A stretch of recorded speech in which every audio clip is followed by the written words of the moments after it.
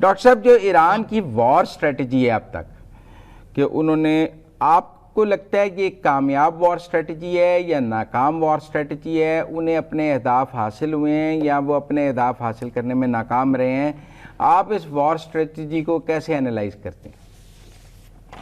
بالکل، اس جنگ کو اب 1 مہینہ ہونے کو آیا ہے اور ایران نے کسی حد تک اس حکمت عملی کے تحت کچھ کامیابیاں حاصل کی ہیں۔ مثال کے طور پر جب آبنائے ہرمز کو بند کیا گیا تو اس کی وجہ سے جو معاشی پریشر جنریٹ ہوا ہے پوری دنیا میں، تو اب پوری دنیا سے پریشر ہے امریکہ پر کہ وہ اس جنگ کو جلد از جلد ختم کرے۔ اسی طرح ایران نے سسٹین بھی کیا ہے despite all the battle field losses, لیکن چند چیزیں ہیں جو ایران کو از سر نو ریویو اور ریوائز کرنی پڑیں گی تاکہ جنگ کو اس کے منطقی نتیجے تک لے کے جایا جا سکے۔ میرا خیال ہے کہ ایران کی وار سٹریٹجی میں جن فلاز کا میں ذکر کرنے جا رہا ہوں اس کی بنیادی وجہ یہ بھی ہے کہ یہ جنگ اب ایرانی رہنماؤں کے لیے بھی ایک ذاتی جنگ بن چکی ہے۔ اس وقت ایران میں جو لیڈرشپ موجود ہے، انہوں نے اپنے والدین کو کھویا، انہوں نے اپنے بیوی بچوں کو کھویا، اور ایسی صورتحال میں جذبات عام طور پہ ڈومینیٹ کر جاتے ہیں آپ کی وار سٹریٹجی کو، آپ کے پولیٹیکل آبجیکٹو سیکنڈری ہو جاتے ہیں، اور شاید آپ کی ذات اور جو ایک پرسنل سینس آف وینجنس ہے وہ زیادہ ڈومینیٹ کرتی ہے۔ اب اس چیز کو لے کے ہم یہ دیکھ رہے ہیں کہ خاص طور پہ جس طرح سے ایرانی حملوں کا ایک ہدف خلیجی ممالک میں رہا ہے، اس سے ایک نقصان یہ ہو رہا ہے کہ جو ایک سنی شیعہ ڈیوائیڈ تھی اسلامی دنیا میں وہ بہت تیزی سے بڑھ رہی ہے۔ خلیجی ممالک ایک طویل عرصے سے یہ آرگیو کرتے آئے ہیں کہ ہمارے ہاں جو امریکی اڈے موجود تھے، ہم نے جنگ سے پہلے ہی یہ آگاہ کر دیا تھا امریکہ کو بھی اور اسرائیل کو بھی کہ یہ کسی بھی صورت میں ایران کے خلاف استعمال نہیں ہوں گے۔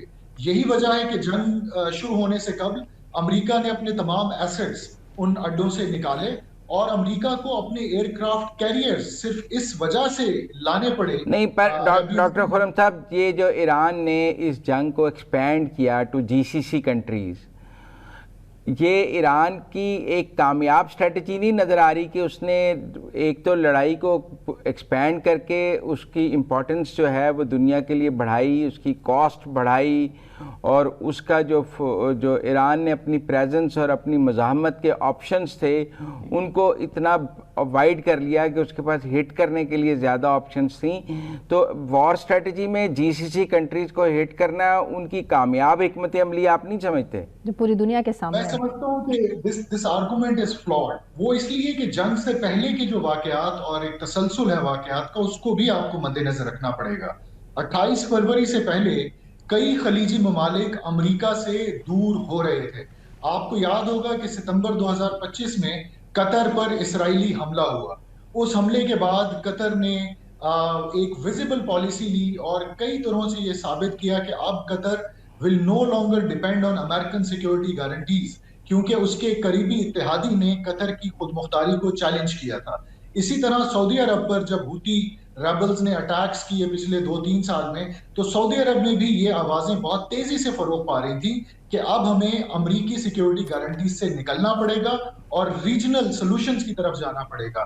یہی وجہ ہے کہ سعودی عرب نے چین کی ثالثی میں آج سے کچھ سال قبل ہی دوبارہ ایک رپروچما کیا ایران کے ساتھ، اور دونوں ملک ایک دوسرے کے بہت قریب آئے تھے۔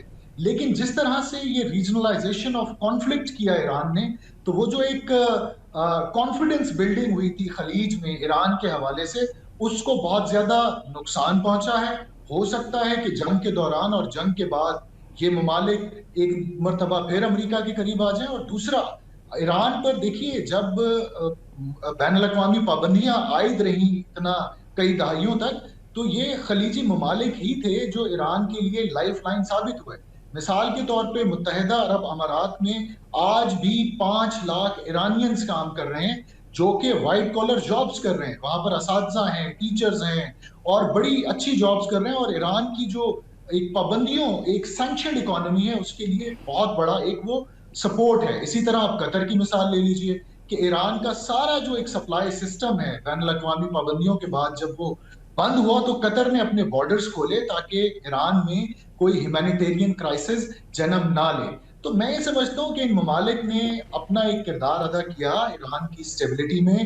انہوں نے کوشش کی جنگ سے پہلے پرامن طریقے سے یہ معاملات حل ہوں، لیکن یہ جو ریجنلائزیشن آف کانفلکٹ ہے اس کا فائدہ صرف امریکہ کو ہو رہا ہے اور اسرائیل کو ہو رہا ہے. امریکہ کو کس طرح سے ہو رہا ہے؟ دیکھیے، امریکہ اپنی تیل کی پیداوار کے لیے ایران یا سعودی عرب پر انحصار نہیں کرتا، یو اے ای پہ انحصار نہیں کرتا. امریکہ کا سب سے زیادہ جو آئل امپورٹ ہے وہ کینیڈا سے ہوتی ہے، اس کے بعد میکسیکو سے ہوتی ہے، اور اس کے بعد یہ 8% تقریباً منگوایا کرتے تھے مشرق وسطیٰ سے، وہ بھی ختم ہو چکا تھا جنگ سے پہلے، کیونکہ یہ وینزویلا پہ قبضہ کر چکے ہیں اور وہ 8% بھی ان کا وینزویلا سے آ رہا تھا. تو اب نقصان یہ ہو رہا ہے ریجنلائزیشن آف کانفلکٹ کا. نمبر 1، شیعہ سنی جو ڈیوائڈ تھی وہ بڑھ رہی ہے. جو پرشیا اور عرب کے درمیان ایک تاریخی مخاصمت تھی وہ بڑھ رہی ہے. نمبر 3، خلیجی ممالک جو امریکن آربٹ سے باہر نکل کر اپنے نئے سیکیورٹی ارینجمنٹس بنا رہے تھے، ہو سکتا ہے ایک مرتبہ پھر وہ امریکہ کی طرف اچھا، دیکھنے اب پڑے. یہ ٹھیک ہے، آپ کا پوائنٹ آ گیا. یہ اب آگے چلتے ہیں اسٹریٹ آف ہرمز پہ. آپ کیا سمجھتے ہیں اسٹریٹ آف ہرمز کو بند کرنا؟ تو سب کہہ رہے ہیں it was a wild card, Iran played it very well. اس کے بعد ایران نے اپنی امپورٹنس دنیا کو بتائی، ایران نے اس کو سسٹین کیا. اس وقت میں امریکہ کو بے بس کر دیا، اسرائیل کو بے بس کر دیا، امریکہ کے اتحادیوں کو بے بس کر دیا. تو یہ تو بہت کامیاب اسٹریٹجی اسٹریٹ آف ہرمز والی آئی.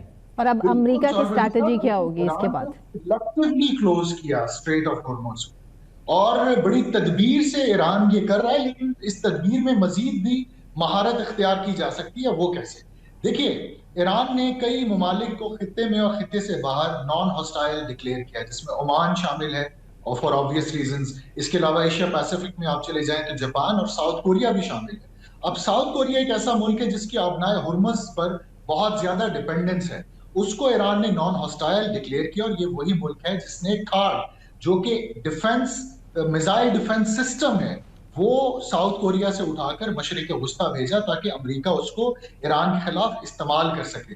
تو میں یہ عرض کر رہا ہوں کہ اس تدبیر میں تھوڑی سی مہارت ایران یہ بھی اختیار کر سکتا ہے کہ اگر آپ نے امریکہ کو ہی نقصان پہنچانا ہے اسٹریٹ آف ہرمز کو کلوز کر کے، تو آپ پیٹرو ڈالرز کے بجائے آپ یوان میں جو ساری ٹرانزیکشنز ہو رہی ہیں آئل کی، سعودی عرب سے ہو رہی ہیں یا یو اے ای سے ہو رہی ہیں، اگر وہ یوان میں یا چائنیز کرنسی میں ہوتی ہیں تو ایران کو انہیں آبنائے ہرمز سے سیف پیسج دینا چاہیے تاکہ خلیجی ممالک کے ساتھ بھی اس کے تعلقات بدتر نہ ہو اور نقصان امریکہ کو پہنچے، خطے میں ملک دیگر اسلامی ممالک کو نہ پہنچے.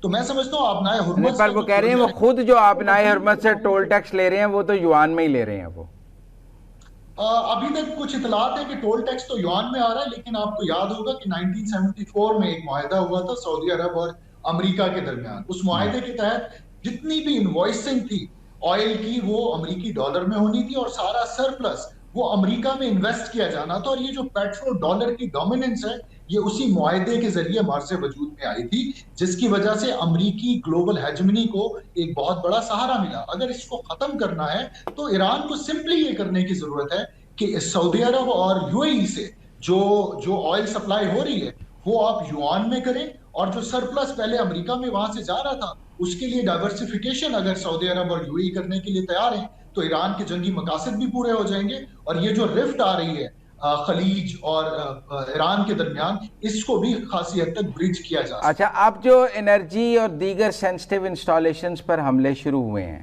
ایران کے اندر بھی اور ایران کی جانب سے بھی، دونوں طرف، ایران بھی آئل فیلڈز پر، گیس فیلڈز پر، انرجی پر اٹیک کر رہا ہے اور ایران پر بھی یہ اٹیک ہو رہے ہیں. اس کے نتیجے میں تو ایک بڑا انرجی اور آئل کرائسس ہمیں نظر آئے گا. کہتے ہیں جنگ بند بھی ہو جائے تو یہ سپلائی چینز کو 6-7 ماہ سال تک نہیں ٹھیک ہو سکتی. دیکھیے سہروردی صاحب، یہی میں سمجھتا ہوں ہمارے معاشرے کے ڈبل سٹینڈرڈز ہیں. ہم بغلیں تو بجاتے ہیں جب ایران کی طرف سے گلف ممالک کے انرجی انفراسٹرکچر کو نشانہ بنایا جاتا ہے، لیکن جب اس نشانہ بنائے جانے کے نتیجے میں تیل کی قیمتیں بڑھتی ہیں تو پھر ہم حکومت وقت کو گالیاں دے رہے ہوتے ہیں. اور یہ جتنا انفراسٹرکچر ڈیمیج ہو چکا ہے امریکہ کی طرف سے، اسرائیل کی طرف سے اور ایران کی طرف سے، یہ اس کے نقصانات کو آپ بہت جلدی ریکور نہیں کر پائیں گے، کیونکہ انفراسٹرکچر ڈیولپ ہونے میں تیل کی پیداوار کا دہائیاں لگ جاتی ہیں. تو ایک تو آپ کو دہائیاں لگیں گی پوری دنیا کو اس جنگ کے اثرات سے نکلنے کے لیے. دوسری وجہ کہ یہ جو انرجی انفراسٹرکچر تباہ ہو رہا ہے بشمول پاکستان ہمیں تیار رہنا چاہیے برے وقت کے لیے. اس کی وجہ یہ ہے پاکستان ہو, چین ہو, آسٹریلیا ہو, دنیا کا کوئی بھی ملک ہو, اپنی تیل کی ضروریات پیدا کرنے کے لیے ہم سب اپنے اسٹریٹجک ریزروز استعمال کر رہے ہیں. یہ اسٹریٹجک ریزروز اگر ڈپلیٹ کر جاتے ہیں تو ان کو ریفل کرنے میں بھی آپ کو کئی سال لگیں گے. تو یہ دو وجوہات ہیں جن کی وجہ سے اگر جنگ رک بھی جاتی ہے تو دنیا کو تیار رہنا چاہیے مہنگے تیل کے لیے. اور جب تیل مہنگا ہوگا تو مہنگائی کا ایک ایسا افرید سامنے آئے گا کہ جس سے شاید دنیا میں ایک بہت بڑی کساد بازاری ایک جنم لے لے گی. تو اسی لیے ایران اور اسرائیل کی یا امریکہ کی جنگ کے حوالے سے ہمیں جذبات سے زیادہ ایک تحمل اور ریشنلٹی کا مظاہرہ. اچھا یہ جو اس کی اکنامک کاسٹ ہے اس لڑائی کی, دیکھیں ایک تو کاسٹ ہے ملٹری کی کاسٹ ہے لڑائی کی, دو ملکوں کے آپس میں, ایک اس کی اکنامک کاسٹ ہے دنیا کے لیے. وہ کب اتنی بڑھ جائے گی کہ دنیا انٹروین کر کے سیز فائر کرانے کے لیے دونوں فریقین کو دنیا درمیان میں آ جائے گی کہ اب یہ ہمارے لیے قابل برداشت نہیں رہا. ابھی تو ایسا نہیں لگ رہا کہ دنیا انٹروین کرنے کے لیے تیار ہو. یہ کب وہ بینچ مارک آ جائے گا جب دنیا جو ہے وہ کہے گی بس enough? What is the limit? What is the limit? دیکھیے اکانومسٹ نے ایک رپورٹ شائع کی ہے پرسوں, اور اس میں جو ٹاپ 10 ممالک اس وقت معاشی طور پر متاثر ہوئے اس جنگ سے ان کی فہرست جاری کی گئی. ان ٹاپ 10 میں سر فہرست پاکستان ہے جس پر سب سے زیادہ معاشی پریشر آیا. اس کے بعد انڈیا ہے, جنوبی ایشیا میں باقی اور ممالک ہیں. جو ممالک جو اس دنیا کی قسمتوں کے فیصلے کرتے ہیں ان پہ تو اتنا اثر نہیں آیا, کیونکہ چائنا کی آپ مثال لے لیجئے, چائنا کے اسٹریٹجک ریزروز تقریباً اس کو 6 مہینے تک اس کو سسٹین کر سکتے ہیں. روس آئل کے حوالے سے خود کفیل ہے. جہاں تک رہ گئے امریکہ کے مغربی اتحادی, دے آر لیسٹ بادرڈ, کیونکہ ان کی بھی جو سورسز آف سپلائی ہیں وہ مڈل ایسٹ سے زیادہ وہ گلوبل نارتھ سے اوریجنیٹ ہو رہے ہیں. چوتھی بات یہ ہے کہ امریکہ, ڈونلڈ ٹرمپ اس وقت اپنے مغربی اتحادیوں کی بھی سننے کے لیے تیار نہیں ہے. تو جو تھریش ہولڈ جس کی آپ بات کر رہے ہیں, جس لمٹ کی بات کر رہے ہیں, وہ پاکستان کے لیے تو کراس ہو چکی ہے already. That's why out of necessity we are mediating between Iran